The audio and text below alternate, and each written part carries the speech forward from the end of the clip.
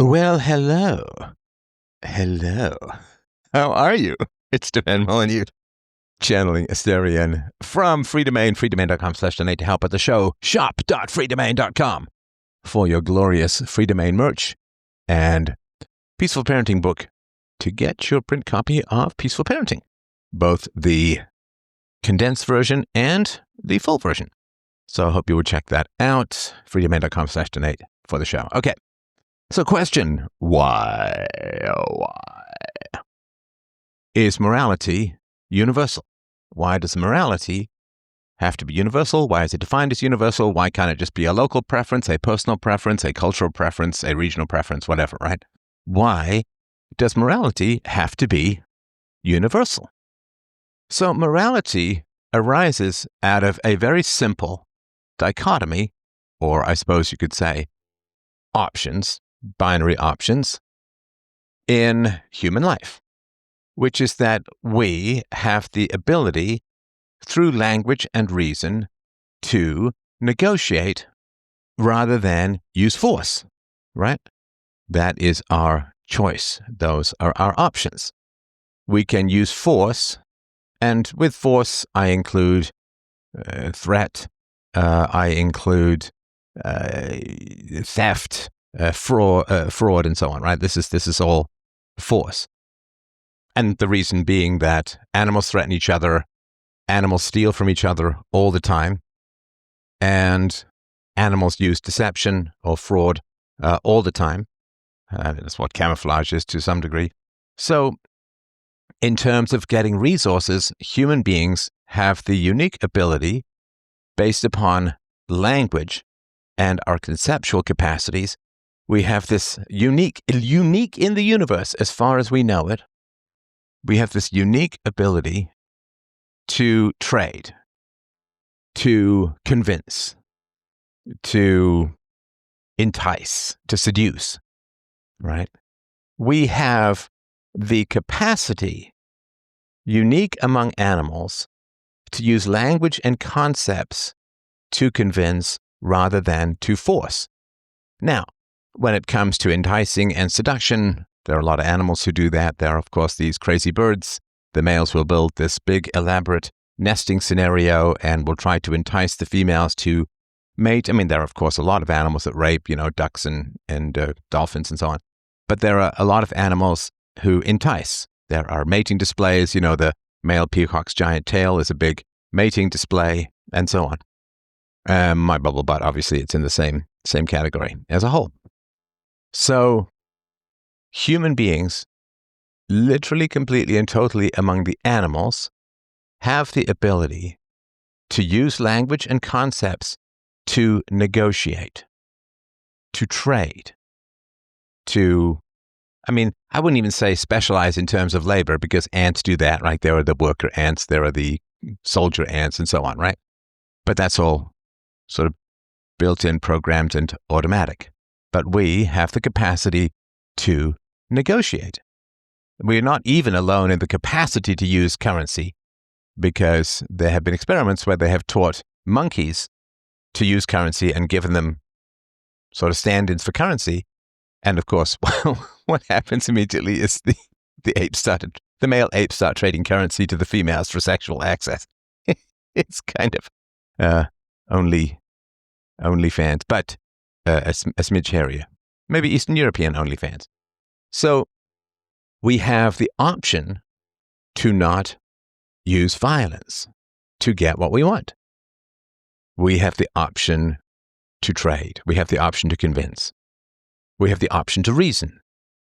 And really, that's what language is for. Language is for the avoidance of violence. Because animals have little choice when dealing with other animals to use anything other than violence. Violence also includes threat, right? Apes will threaten each other, dogs will growl and bark, cats raise their hackles, and so on. So there is this threat scenario that animals use, and human beings use it too. Do what I want or else, right? If somebody sticks a gun in your ribs and demands your wallet, it could just be an empty threat. Maybe it's a plastic gun. Maybe it's not loaded. Maybe he'll never pull it, but, the threat is enough for you to do the cost-benefit calculation and say, well, I'd rather lose my wallet and keep my life. So we have the option to negotiate instead of using violence. If you think of animals that steal from each other, you could theoretically have an animal could go and gather food for another animal and then trade it for that animal's resources or something like that. Maybe there are a few isolated instances of this somewhere in the animal kingdom. Of course, there is sort of a codependency, not parasitical, but parasympathetic or something like that, where you kind of work to the benefit of each other, like the egrets that are on the back of the hippo. The hippo kind of guards them. The egrets pick things off the back of the hippo that the hippo doesn't want and stuff like that. I'm probably getting that fairly wrong, but you know what I'm talking about, right? So human beings have the option to trade. They have the option to specialize in their labor and trade with each other and negotiate and reason with each other. You go hunting for me today because I'm not feeling well, and I will go hunting for you the next time that you're sick. So we have to develop a sense of time. We have to develop concepts. We have to formalize reciprocity. And, eventually we have things like contracts and so on. But even prior to all of that, we have the capacity to use language, not force, not deception, not theft, not fraud. And this is why morality is a uniquely human construct.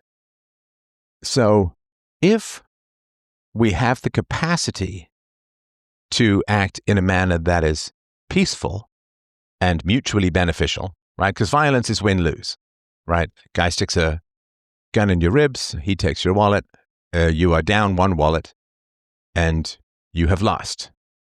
I mean, you've, quote, kept your life, but you had that anyway without the guy. Like before the guy stuck his gun in your ribs, you had your life anyway, so you get to keep your life, but you're down one wallet. So it's win-lose, right? He gets the contents of your wallet without having to work for them, and you get to keep your life minus your wallet. So it's win-lose. And the animal kingdom, in general, is win-lose. And to the degree that it's win-win, it's simply evolved that way through trial and error, happenstance, and it's not negotiated. It's simply instinctual, right? So we have the capacity to negotiate. I will gladly pay you Wednesday for a burger you give me today. It's Wimpy from Popeye, I think. So that's a uniquely human capacity. So is it better to negotiate rather than to use force? Is it better to negotiate rather than to use force? Or, to put it another way, is it better to not use violence to get what you want? Is it better not to use violence? Now, we can't have UPP as a positive statement, a thou shalt. Like if I say, is it better to negotiate or to use violence? Or say, well, negotiation is UPB. Well, negotiation can't be UPB because there are times when you're asleep and you're not negotiating and so on, right? So it can't be universally. But not using violence can be universally preferable behavior. So is it better to use violence? Is it preferred for human beings to use violence, or is it preferred for human beings to not use violence? Now, we can't really say that to animals because animals can't negotiate. They have no capacity to get what they want through negotiation because they don't have language in any conceptual way or any conceptual format. So only human beings can use language to negotiate. Is it better to negotiate, or is it better to use violence? Now, if we were to say, well, and by using violence, I mean initiating the use of force. Just when I say violence here, I'm not talking about self-defense. I don't want to say the initiation of forever. I'm going to be 60 next year. I'm running out of time and I don't want to waste it with things that we all understand or reasonable people understand. So is it better to use violence, or is it better to negotiate? If we use violence, then we are at the level of animals. We have a capacity to negotiate, but instead we use violence. And if you use violence, then you are at the level of an animal, and you are like a rabid dog, And if you are operating at the level of an animal, then you will be treated as an animal. To earn the status of being treated morally as a human being with virtues and values, you have to not be acting as an animal. And so, dogs will hump your legs, although I suppose they're not particularly dangerous, but a human rapist can rape you and leave you traumatized and bloody and bruised and broken and possibly pregnant if you're a woman. And so, if you act as a human being at the level of an animal, then you will be treated according to your standard or lack of standard. So we all understand that if a man is being attacked by a large and dangerous dog, if a man is being attacked by a dog, the man is perfectly justified in shooting the dog. Or, I don't know, if you've got to, kick the dog off a cliff, if that's the only way you can sort of get to safety. But we sort of understand this with the police, right? If they go into someone's house, they have to arrest him, and a dog starts running at the policeman, barking ferociously, then the policeman is probably going to empty a clip into the dog. You can't negotiate with the dog, right? So certainly it's more human to negotiate than it is to use violence. And of course, just to understand, just to sort of make this point, I understand that there are people who are human beings who are acting like animals. It doesn't make them animals, but they're acting like animals. I understand that they're still human beings. I get all of that. Blah, blah, blah. Anyway, it's an analogy. It's a way of looking at it. If you act like an animal, you will be treated like an animal. Because when you act like an animal, you're saying, I cannot be negotiated with. So a man can go to a bar and he can try to pick up a woman and convince her or entice her or seduce her into having sex with him if it's voluntary and she's not drunk or whatever it is, or they're not drunk, both of them. If it's voluntary, then she may regret it, but it is not rape, right? He may regret it too. And assuming that he's upfront about any STDs and things like that, right? And if he agrees to use a condom, he does in fact use a condom, all this sort of stuff. So that is acting as a person, as a human being, with all the capacities of a human being, which is your capacity for language and negotiation.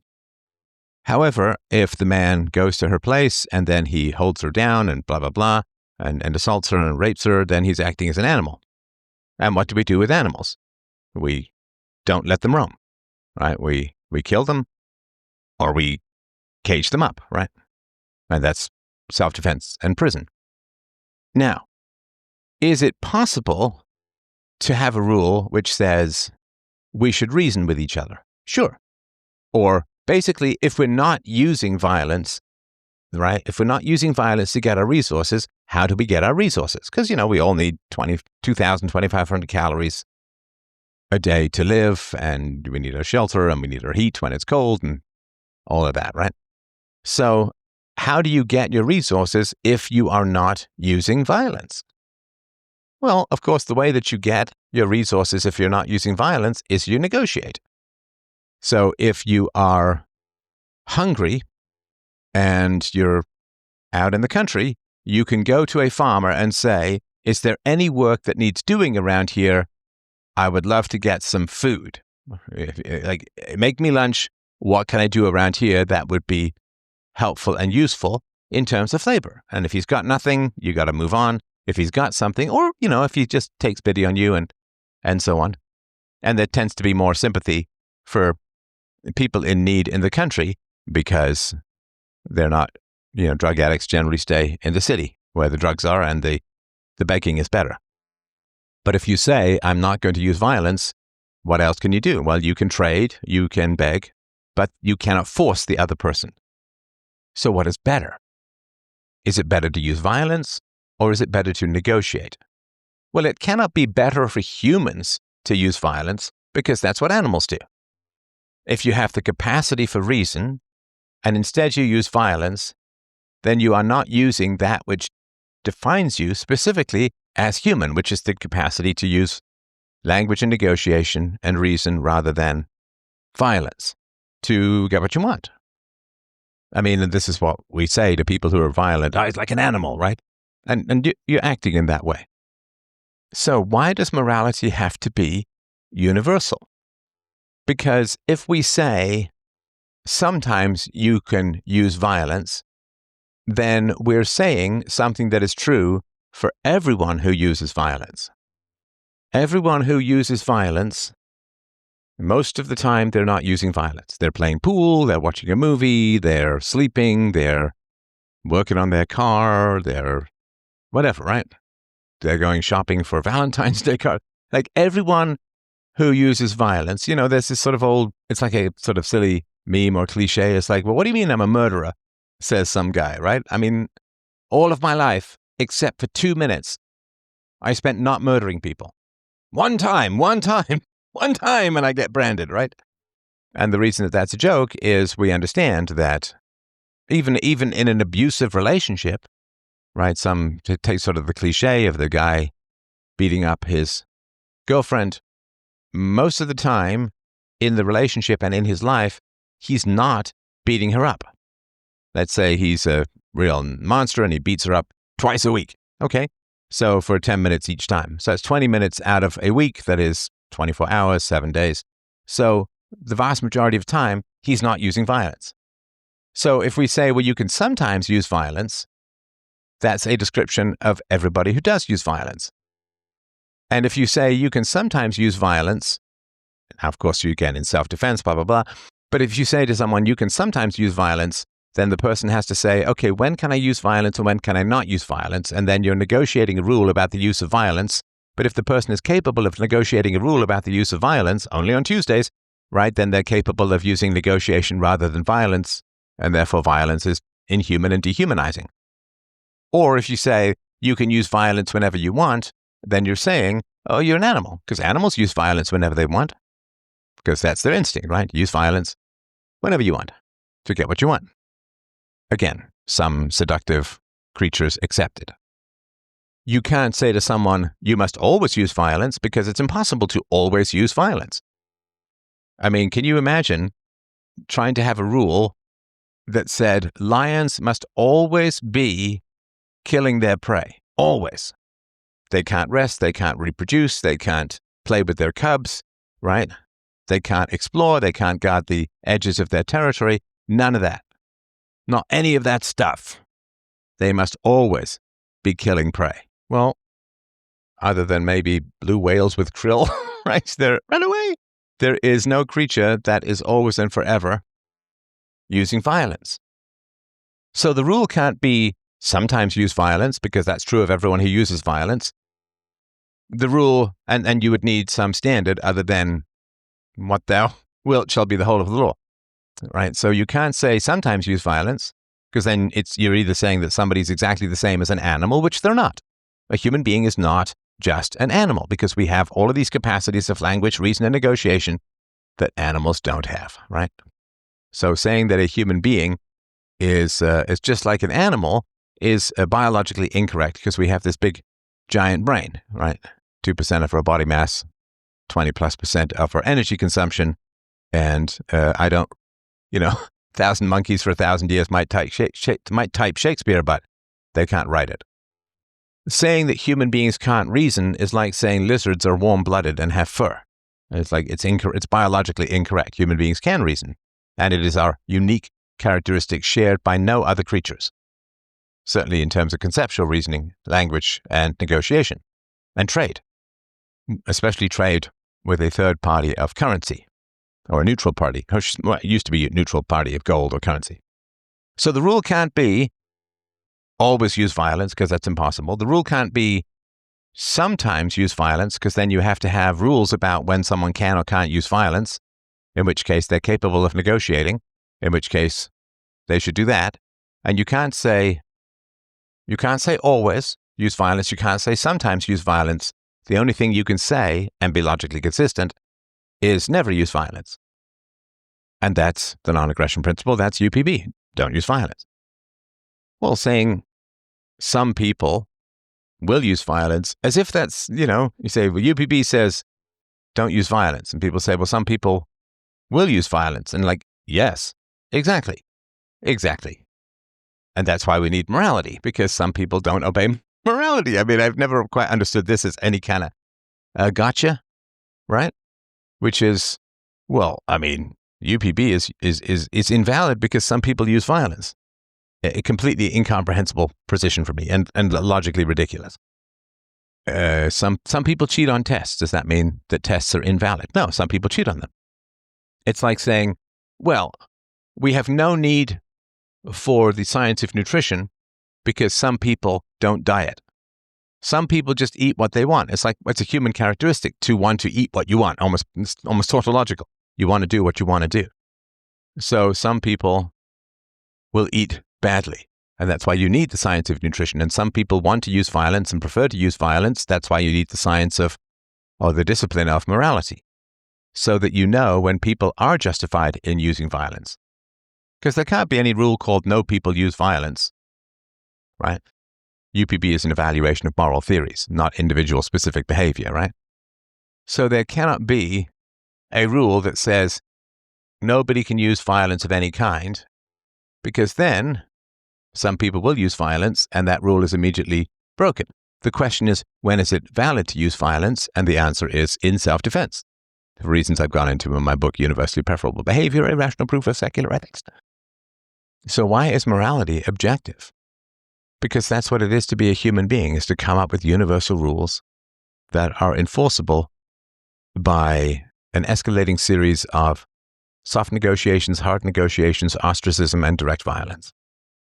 And also because if you say morality is subjective, you have created an objective and universal moral rule, which is we should tell the truth about morality, we should be honest about morality, and we should accurately label morality as subjective, and you should not say things that are false, such as morality is subjective, right? So you've got a whole series of rules when you say morality is subjective. You have just made an objective moral rule, right? The moment you say something is not, I prefer morality to be subjective, or I like to think of morality as subjective, right? These are all feeling statements. Whatever, okay, fine. But I like blue is different from blue is 1, 2, 4 wavelength, or whatever it is, right? So the moment you say something is, you are creating a direct correlation and a necessary virtue called tell the truth about that which is real and valid and accurate. So you cannot engage in any conversation about morality without deploying universal standards of preferred behavior, right? This is, you cannot deny UPB without deploying UPB. So somebody who says, why, or ask, and it's a fair question, it's a fine question, why does morality have to be objective? Which implies that morality could be subjective. But if morality could be subjective or should be subjective, then you're still making a universal statement of preference for truth and honesty, which is itself a moral statement. Even in assembling the words in the way that you assemble them, you are also deploying universality, because you're not just saying random syllables, a-wap-bap-a-loo-lap-a-lee-bam-bam, right? You're asking very specific, it's very specific series of questions, or a very specific question based upon very precise language that you're using. And you're also choosing to negotiate rather than force. So you could, theoretically grab a philosopher and force the answer out of him, right? But you don't. You are doing, which is great, you are doing that which is specifically human. And if you're saying, well, why should people who are human do what is specifically human, or use characteristics that are specifically human, which is akin to saying, why should an elephant use its long nose? Why should a shark swim? Why should an anteater use its long tongue? Because that's exactly what it's for. Why should a baseball player use a bat and a glove? Because that's what the game is. And that's what they're for. So why should human beings use the giant brain that we have specifically evolved to give us options other than violence? You understand, it's kind of an incomprehensible question. Why should a bee use its wings or its stinger? Why should it gather pollen? Because that's what bees do. And if there was no need for bees to do that, they wouldn't have developed the ability. So that which is specifically human is language and negotiation. That's what separates us from the animals. That's why we have morality. And if you say, why should morality be objective? You're saying, why should human beings do that which defines them as human beings. Like, we're not defined by having 2 legs. Lots of creatures have that. We're not defined by having hair or arms. Lots of creatures have those, right? We are defined as humans fundamentally by our ability to reason and to negotiate. You say, well, why should morality be objective? You're saying, why should that which defines human beings be acted upon by human beings? Because that's the definition of human being. It's literally like saying or asking, why should mammals be warm-blooded? Why should reptiles have scales? Why should fish have gills? Why should whales have flippers?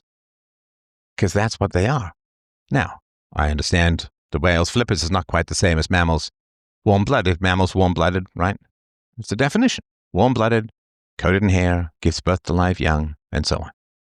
Why should mammals be warm-blooded? Because that's what mammals are. Why should morality be objective? Because morality is what defines human beings. The capacity for morality is what defines human beings. And again, there are deviations. There are people who are born severely mentally disabled, and I get all of that. But those are deviations, right? Sometimes a horse is born with 2 heads. We don't sit there and say, well, now we have no idea what a horse is, right? That's a deviation. So human beings have the capacity to use language and negotiate. That's what defines us as human beings. Why should morality be objective? For the same reason that it is objective that mammals are warm-blooded. Human beings evolved a giant brain to reason rather than only use violence.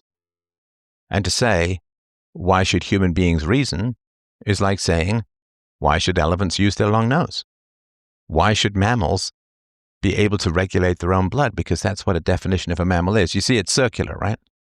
Why should a creature manifest the characteristics that specifically define what that creature is? Why should the genetic definition of a creature, why should a creature do what its genetic definition is? It's like saying, why should a great white shark be a Carcharodon carcharias, which is the Latin term for great white shark? Why should water be H2O? Because that's what water is. Why should human beings use language and reason? Because that's what human beings are. That's what defines us as human beings. And there is no way to ask the question, well, why should morality be objective? You just asked a moral question, which is we should advocate for what is true rather than what is false. You cannot escape it, except by using violence, in which case your life will likely be nasty, brutish, bloody, and short. And no sane person will mourn your departure from society through jail or the world through somebody acting in an assertively self-defensive manner. So why should morality be objective? Because the definition of humanity is creatures who've evolved to use objective morality. And because there's no way to deny or question objective morality without using objective morality. Why should human beings use language? Because that's what we've evolved to do. And you can't ask the question without using language. Why should human beings use language? You've just answered that by asking the question and using language. Why should morality be objective? You've just asked that using embedded moral statements, a preference for truth over falsehood, accuracy over inaccuracy, and so on. And by putting the words in the sequence that you have also used UPB, which is to be comprehensible. So I hope that answers the question. I get that this is not quite the lovely self-detonating arguments from scratch that I love to work with, but it's a challenging question. And I think the closest is to say that you cannot question morality without deploying morality in a universal fashion, right? If you say, I like the color blue, you are not demanding that everyone like the color blue. If you're asking, why is morality objective, or is morality objective, or morality is not objective, then you are demanding that everybody else conform to the truth, not to your personal opinion or perspective, right? That's what violent people do, is they give me your wallet, right? Conform to a personal opinion and perspective. But you are asking people to think clearly, which I appreciate. It's a good thing. It's a good thing to ask people to think clearly. That's kind of the gig, right? It's my gig anyway. So you're asking people to think clearly. You're asking people to prefer the truth absolutely and universally. And then you're saying, well, why should we have any values that prefer truth and consistency.